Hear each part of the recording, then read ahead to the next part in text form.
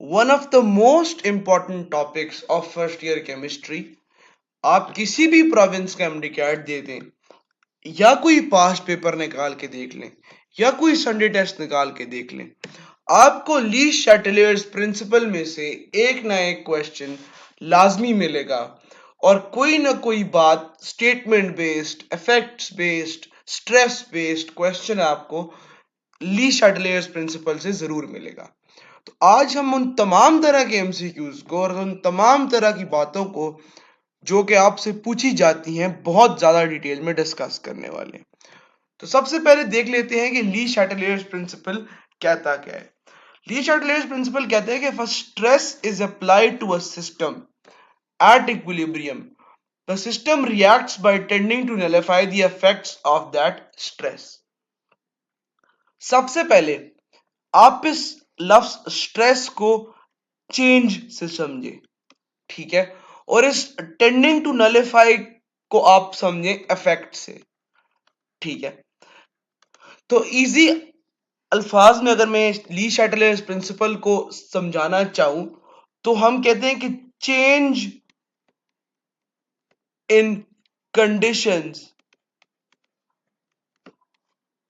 At equilibrium has certain effects. ये बहुत ज्यादा सिंपल लैंग्वेज में अगर मैं किसी लेमैन को समझाऊं तो मैं उसको ये कहूंगा कि भाई ली शैटेलियर प्रिंसिपल ये है। अगर थोड़ा सा बंदा इसको समझने की कोशिश करे तो स्ट्रेस यानी कि चेंज, पहली तरह की चेंज है चेंज इन कंसंट्रेशन। अगर किसी को यही नहीं पता कि इक्विलिब्रियम क्या होता है और कंसंट्रेशंस क्या होती हैं, रिएक्टेंट क्या होता है, प्रोडक्ट क्या होता है, तो इक्विलिब्रियम के मैंने 3 लेक्चर्स ऑलरेडी रिकॉर्ड करके रखे हैं। आप लोग प्लेलिस्ट में जाएं, पहले वो वाले लेक्चर्स देख लें, वीडियो खत्म हो जाए तो फिर वो देख लें, क्योंकि उसमें हमने बेतहाशा तरह के क्वेश्चंस को सॉल्व किया है, ठीक है। तो पहला जो स्ट्रेस है वो है चेंज इन कंसंट्रेशन। कहने का मकसद ये है कि एक एग्जांपल में लेता हूं एक रिएक्शन की, बड़ा फेमस रिएक्शन है, हर जगह मैंने यूज किया है, वो है Haber's process. N2 plus 3H2 gives 2NH3। अब एग्जामिनर क्या करता है, आपको ये वाली इक्वेशन दे देता है, ठीक है, और फिर वो आपसे चेंज इन कंसंट्रेशन के सवाल पूछता है। ली शैटेलियर प्रिंसिपल ये कहता है कि अगर मैं इस रिएक्शन में रिएक्टेंट को ऐड कर दूं तो प्रोडक्ट बनने ज्यादा हो जाएंगे, ठीक है। कहने का मकसद यह है कि जो उसने लिखा था ना पीछे कि नलिफाई द स्ट्रेस, उसका मतलब यह है कि जो चीज मैं ज्यादा करूंगा उसके ऑपोजिट वाली चीज बढ़नी शुरू हो जाएगी। जैसे मैंने यहां पे कहा मैं रिएक्टेंट ज्यादा करूंगा तो क्या हो जाएगा, प्रोडक्ट बननी ज्यादा हो जाएगी। या मैं इसको ऐसे भी कह सकता हूं कि अगर मैं प्रोडक्ट को कम करना शुरू करूंगा या रिमूव करना शुरू करूंगा तो प्रोडक्ट क्या बढ़ना शुरू हो जाएगा, ठीक है। सिंपल अल्फाज में इसको समझते हैं, सिंपल अल्फाज में समझते हैं, ए प्लस बी आपको देता है सी, ठीक है। अगर मुझे सी को प्रोडक्शन को ज्यादा करना है तो या तो मैं रिएक्टेंट ए और बी की कंसंट्रेशन को ज्यादा कर सकता हूं या मैं सी की कंसंट्रेशन को कम कर सकता हूं कि equilibrium towards the product side shift हो जाए, ठीक है। कहने का मकसद क्या है, कहने का मकसद यह है कि whenever a reactant R is added,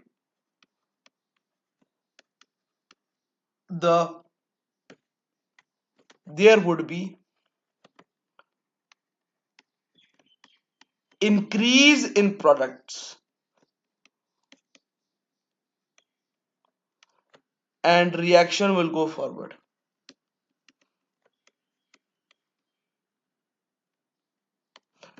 अगर मैं किसी भी किस्म का रिएक्टेंट किसी भी रिएक्शन में डालना शुरू कर दूं, अगर मैं कहूं कि मैं यहां पर नाइट्रोजन की कंसंट्रेशन ज्यादा कर रहा हूं तो अमोनिया ज्यादा बनना शुरू हो जाएगा, सिंपल सी बात ये। दूसरी बात, whenever P is removed, product is removed,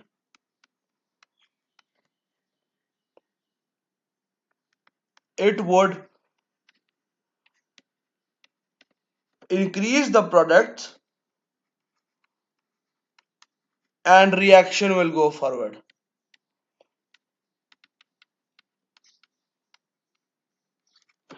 अगर मैं यहां पर अमोनिया बनता जा रहा है और मैं इसको एक कंटेनर में जमा करता जा रहा हूं तो अमोनिया कम हो रहा है, तो फिर क्या करेगा, फिर इक्विलिब्रियम दोबारा प्रोडक्ट्स बनाना शुरू कर देगा ताकि दोबारा इक्विलिब्रियम स्टैब्लिश हो जाए।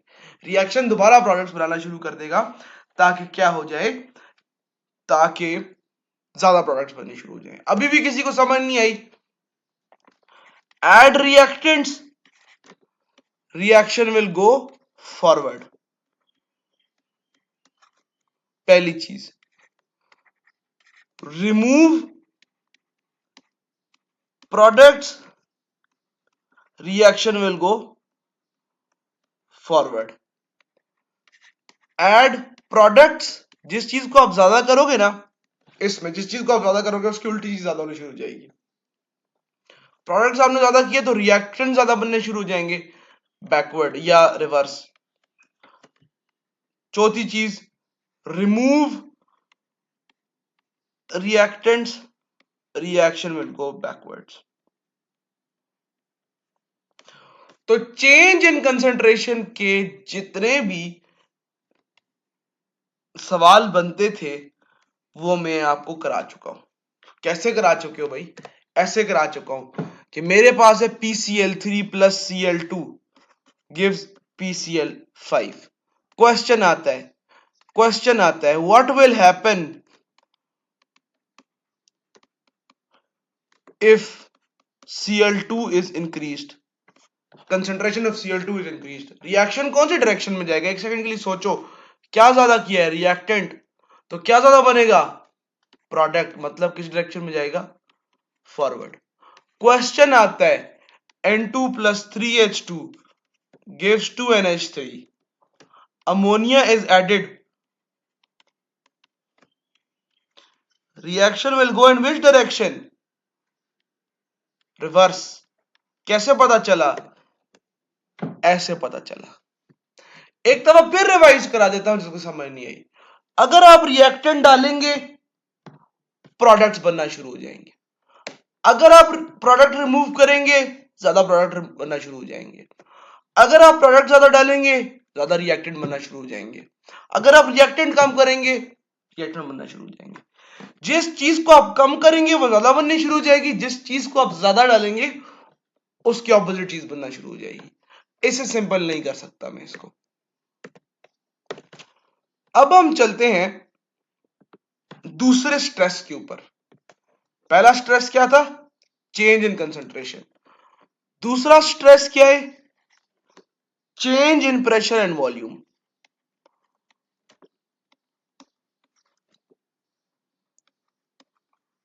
अच्छा, अब मेरे पास, आपने बड़े खुले दिल से सुनना है, खुले दिमाग से सुनना है इसको। N2 प्लस 3H2 है, दे रहा क्या है? 2NH3। सबसे पहली चीज आपने ये आइडेंटिफाई करनी है कि आपके पास रिएक्टेंट्स में कितने नंबर ऑफ मोल्स हैं और प्रोडक्ट्स में कितने नंबर ऑफ मोल्स हैं। रिएक्टेंट्स में यहां 4 मोल है, प्रोडक्ट में यहां 2 मोल है। ठीक है, इतनी बात तो सबको समझ आ गई है। अब जब भी मैं प्रेशर को ज्यादा करूंगा, दोबारा सुने, जब भी मैं प्रेशर को ज्यादा करूंगा तो क्या होगा?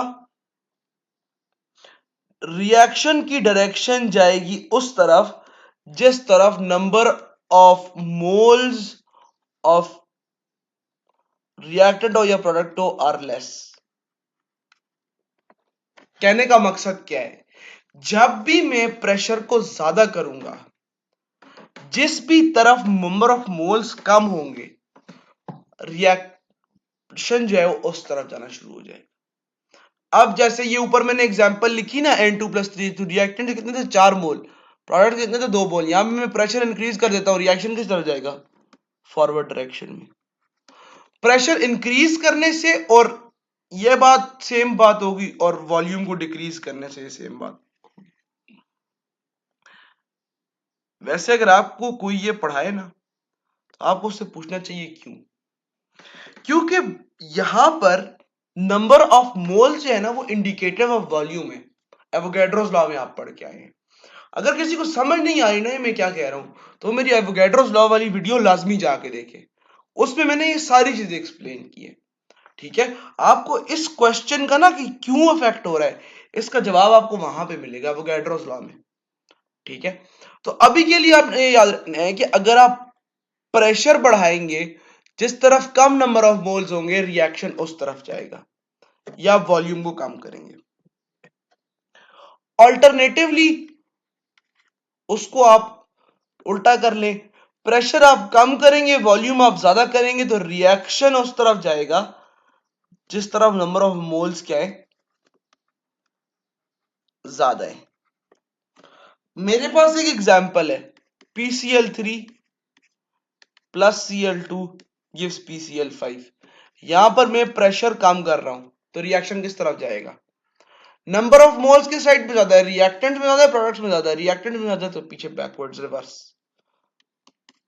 ठीक है, इसमें इतने क्वेश्चंस मैं आपको कराऊंगा, इसकी आपको बहुत प्रैक्टिस हो जाएगी। तीसरी कंडीशन है if equal number of moles are there. ठीक है, मतलब रिएक्टेंट और प्रोडक्ट में इक्वल नंबर ऑफ मोल्स हैं तो क्या होगा, कोई इफेक्ट नहीं होगा। अगर आपको कोई reaction they they H2 plus I2 gives 2HI, if pressure is increased what would be the effect on the reaction, no effect। क्यों नो effect, क्योंकि equal number of moles in reactants and products. ठीक है, अब तीसरा जो stress है ना, तीसरी जो चीज है वो अक्सर लोगों को कंफ्यूज कर देती है, वो है आपके पास आपने प्रेशर भी चेंज करके देख लिया, आपने वॉल्यूम भी चेंज करके देख लिया, आपने कंसंट्रेशन भी चेंज करके देख ली, अब आप चेंज इन टेम्परेचर को करके देखिए। चेंज इन टेम्परेचर आपके पास दो तरह अफेक्ट कर सकता है, मैं बहुत सिंप्लीफाई करके ये बात एक्सप्लेन करूंगा, इसमें कोई मुश्किल चीज नहीं है। पहली चीज रिएक्शन एक्सोथर्मिक हो, दूसरी चीज रिएक्शन एंडोथर्मिक हो। आप लोग इतने स्मार्ट हैं कि आपको पता है कि एंडोथर्मिक एक्सोथर्मिक रिएक्शन क्या होता है। ठीक है, अगर आपके पास रिएक्शन जो है वो एंडोथर्मिक है तो टेम्परेचर बढ़ाने से क्या होगा, रिएक्शन फॉरवर्ड जाएगा। ठीक है, आप खुद सोचें कि जिस रिएक्शन को चाहिए कि भाई मुझे एनर्जी दो, मुझे हीट दो, मेरा टेम्परेचर ज्यादा करो तो मैं प्रोडक्ट ज्यादा बनाऊंगा, उसका टेम्परेचर बढ़ाने से फॉरवर्ड ही जाना चाहिए ना रिएक्शन। ठीक है, और एक्सोथर्मिक का टेम्परेचर डिक्रीज करने से रिएक्शन विल गो फॉरवर्ड। बहुत कॉमन सेंस वाली चीज है, इसमें सिर्फ आपको क्वेश्चन में डेल्टा एच के आगे माइनस और प्लस का साइन देख के डिसाइड करना है कि रिएक्शन कहां जाएगा, वो लिखा होता है पेपर। ठीक है, एक बहुत इंपॉर्टेंट बात करा के पहले इफेक्ट ऑफ कैटलिस्ट बता देता हूं। चौथा स्ट्रेस है change of catalyst, effect of catalyst, addition of catalyst book कहती है इसको, तो एडिशन ऑफ कैटलिस्ट लिख देते हैं। ए बी बना रहा है, सी बना रहा है, फॉरवर्ड रिएक्शन में ए बी सी बना रहा है, रिवर्स रिएक्शन में सी क्या बना रहा है, ए प्लस बी बना रहा है। अगर मैं यहां पे कोई कैटलिस्ट डालू फॉर एग्जांपल कॉपर, तो कॉपर प्रोडक्ट की फॉर्मेशन में भी, मतलब कॉपर जो है वो फॉरवर्ड रिएक्शन में भी उतना ही कैटलिस्ट है जितना कॉपर जो है वो रिवर्स रिएक्शन में कैटलिस्ट है। तो इसमें जो है इसका कोई net effect addition of catalyst से नहीं होता। ठीक है, डज नॉट अफेक्ट। ये बहुत सिंपल सी बात है, मैंने एक्सप्लेन कर दी है, जो बुक्स में इसकी वजह लिखी होती है। अब एक चीज, केसी जो है ना, केसी उसमें ना प्रेशर इफेक्ट करता है, ना वॉल्यूम इफेक्ट करता है, ना कैटलिस्ट इफेक्ट करता है। ना नंबर ऑफ मोल्स अफेक्ट करते हैं। केसी किस पे डिपेंड करता है? मैंने पहले भी बताया, टेम्परेचर पे डिपेंड करता है, मैंने पिछले लेक्चर में बताया था। अब वो फैक्टर जो इक्विलिब्रियम को भी अफेक्ट करे और वो साथ केसी को भी अफेक्ट करे, वो कौन सा है? टेम्परेचर। ये किस पीएमसी का क्वेश्चन था, ठीक है, ये पीएमसी का क्वेश्चन में आपको कराया। वो फैक्टर जो इक्विलिब्रियम को भी अफेक्ट कर रहा है और जो साथ साथ केसी को भी अफेक्ट कर रहा है, वो है टेम्परेचर। अब टेम्परेचर जो है वो किस तरह इक्विलिब्रियम को अफेक्ट कर रहा है वो तो मैंने बता दिया एक्सोथर्मिक के लिए। केसी को कैसे अफेक्ट करता है, इसको समझने के लिए आपको समझना पड़ेगा कि केसी जो है वो बेसिकली डिपेंड किस चीज पे करता है। केसी डिपेंड करता है आपके पास relative stability of reactants and products, ठीक है। और टेम्परेचर वो वाहिद फैक्टर है जो इसको ऑल्टर कर देता है, जिसकी वजह से केसी ऑल्टर हो जाता है। अब टेम्परेचर रिलेटिव स्टेबिलिटी को कैसे करेगा, तो इसके ऊपर पूरा एक लॉ है, पूरी एक इक्वेशन है और पूरा एक चैप्टर है जिसमें ये चीज हमने एक्सप्लेन करनी है आगे केमिकल काइनेटिक्स में। तो उसमें मैं आपको बहुत डिटेल में ये बताऊंगा कि टेम्परेचर रिलेटिव स्टेबिलिटीज को किस तरह अफेक्ट करता है। तो अब हम एक काम कर लेते हैं कि एप्लीकेशंस पढ़ लेते हैं ऑफ लेई शैटलियर्स प्रिंसिपल। तो हम यहां पर क्या पढ़ने वाले हैं? Applications of Le Chatelier principle. पूरा नहीं लिखता, टाइम ज़ाया नहीं करता, ठीक है।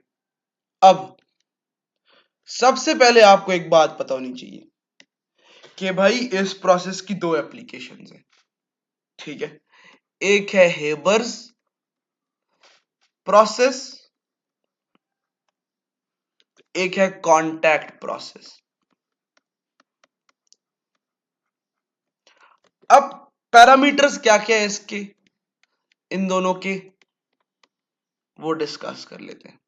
सबसे पहले जी रिएक्शन। हेबर्स प्रोसेस का रिएक्शन आपको पता होता है N2 plus 3H2 gives 2NH3, ठीक है। ये रिवर्सिबल कर लेते हैं, इसको गलती होगी मुझसे, ठीक है। और यहां पर हीट कितनी निकलेगी? डेल्टा H इक्वल टू -92.24 कर लेते हैं, 99.4 किलो जूल, ठीक है। ये किसके लिए? 2 मोल्स के लिए, क्योंकि यहाँ पर 2 मोल बन रहे हैं ना। Contact process 2SO2 plus O2 gives 2SO3, delta H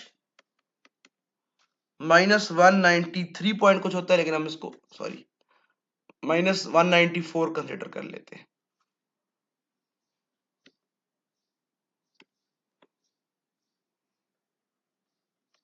kilo joule. ये भी पर 2 मोल है, ठीक है। दूसरी चीज हमने डिस्कस करनी है प्रेशर। मेरे अपने जाती ईटा में ना प्रेशर आया था इसका, एबस प्रोसेस का। तो एक बुक के मुताबिक ये 200 टू 300 ATM है। आप अपनी प्रोवेंशियल की देख लेना, क्योंकि ये हर कोई इसमें कुछ ना कुछ फर्क करता है और पेपर में ऑप्शंस में गड़बड़ करते हैं, ठीक है। कांटेक्ट प्रोसेस का होता है 1.5 टू 1.7 ATM, ठीक हो गया। अब नेक्स्ट चीज टेम्परेचर होगी। टेम्परेचर इधर 450 डिग्री सेंटीग्रेड होता है और यहां पर 400 टू 415 डिग्री सेंटीग्रेड होता है। अच्छा, आप ये सोच रहे होंगे टेम्परेचर इतना ज्यादा है और ये एक्सोथर्मिक रिएक्शन है। बेसिकली टेम्परेचर ज्यादा नहीं है, ये मिनिमम टेम्परेचर है जो आपको एक्टिवेशन एनर्जी देने के लिए यूज करना पड़ता है, वरना तो रिएक्शन प्रोसीड ही नहीं करेगा, ठीक है। तो मैं भी सोचता था कि भाई जब मैं केमिस्ट्री पढ़ता था कि 450 डिग्री सेंटीग्रेड और ये कह रहे हैं कि भाई एक्सोथर्मिक रिएक्शन है, तो ये इतना टेम्परेचर है कि जिसपे आपको एक्टिवेशन एनर्जी मिल जाएगी रिएक्शन स्टार्ट करने के लिए, वरना रिएक्शन होने नहीं वाला, ठीक है। तो यहां पर कैटलिस्ट की बात कर लेते हैं। कैटलिस्ट यहां पर आयरन यूज होता है मोस्ट फेमसली, और मैग्नीशियम ऑक्साइड भी यूज होता है, और एल्यूमिना भी यूज होता है Al2O3। ये मुख्तलिफ 3 डिफरेंट बुक्स में 3 डिफरेंट लिखे होते हैं। ठीक है, यहां पर तो सबको पता होता है V2O5 वेनेडियम पेंटॉक्साइड यूज होता है, और प्लेटिनम यूज होता है। अच्छा, एक चीज मैंने सोचा था मैं डिस्कस करूंगा अलग से। यहां पर आप मैक्सिमम आउटपुट कैसे इंडस्ट्री में लेते हैं ये बात कर लेते हैं। यहां पर कॉन्टिन्यूअस हम क्या करते हैं, रिमूवल ऑफ अमोनिया। जैसे कि मैंने आपको पहले बताया कि आप अमोनिया हटाते जाओ, प्रोडक्ट्स कम करते जाओ, तो रिएक्शन जो है वो फॉरवर्ड शिफ्ट हो जाएगा। और यहां पर आप SO2 बनाने के लिए, आप SO3 बनाने के लिए आप SO2 ऐड करते रहते हो, यानी कि एडिंग रिएक्टेंट्स। तो मैंने अपने हिसाब से यहां पर काफी सारी कॉन्सेप्ट एक्सप्लेन कर दी हैं। अब मैं आपको कुछ क्वेश्चंस करा देता हूं ताकि आपको कॉन्फिडेंस रहे कि भाई हमें आता है। तो ये क्वेश्चन जो है ना, ये है SYSAB MU 24 का क्वेश्चन। ठीक है, जस्ट फॉर योर कॉन्टेक्स्ट के भाई ये एंट्री टेस्ट लेवल का क्वेश्चन है। Which of the following factors will disturb equilibrium in the reaction? ये मैं शॉर्ट फॉर्म में लिख रहा हूं। 2HI gives I2 plus H2, delta H positive ये साथ दिया हुआ था। A, change in temperature। B, sorry इसको ऐसे करते हैं,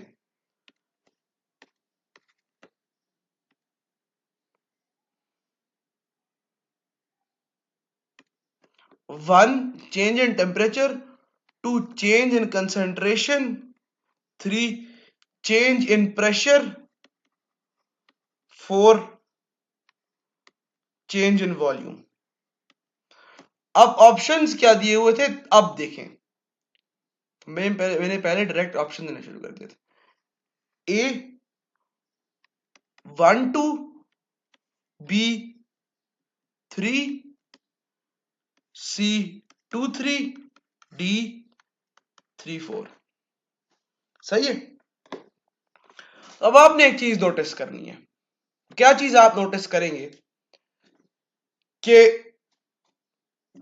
इस रिएक्शन में number of moles of reactants और प्रोडक्ट्स का क्या रिलेशन है आपस में।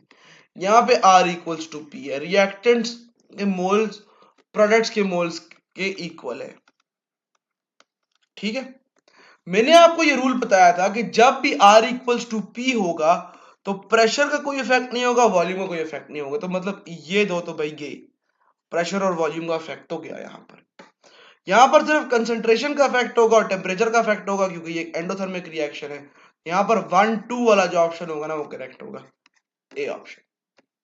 तो ये वो तरीका है आपने इनके क्वेश्चंस को अप्रोच करना है।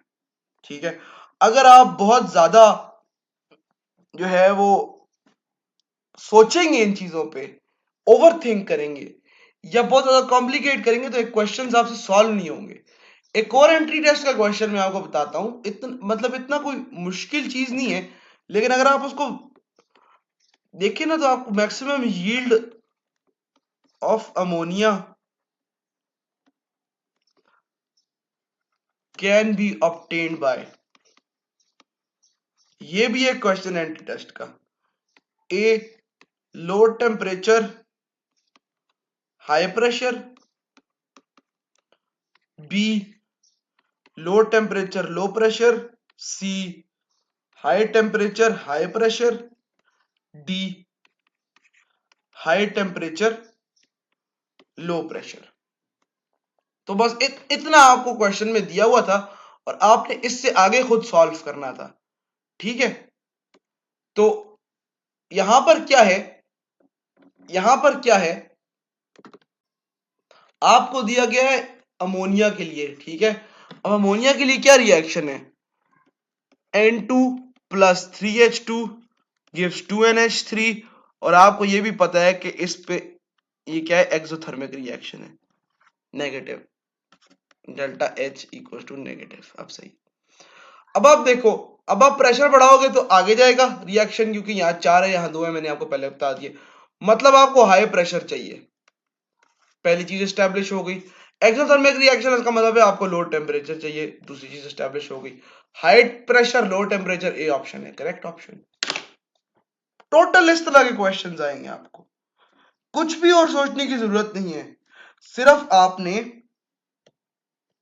इस तरह अपने कॉन्सेप्ट्स को इंटीग्रेट करना है। ये आपको कोई नहीं सिखाता कि भाई इस तरह इंटीग्रेट करना है, हमने आपको क्वेश्चंस भी करा दिए, सारे कॉन्सेप्ट्स भी दे दिए। तो अब अगली वीडियो में हम कॉमन आयन इफेक्ट और बफर सॉल्यूशन के बारे में बात करेंगे।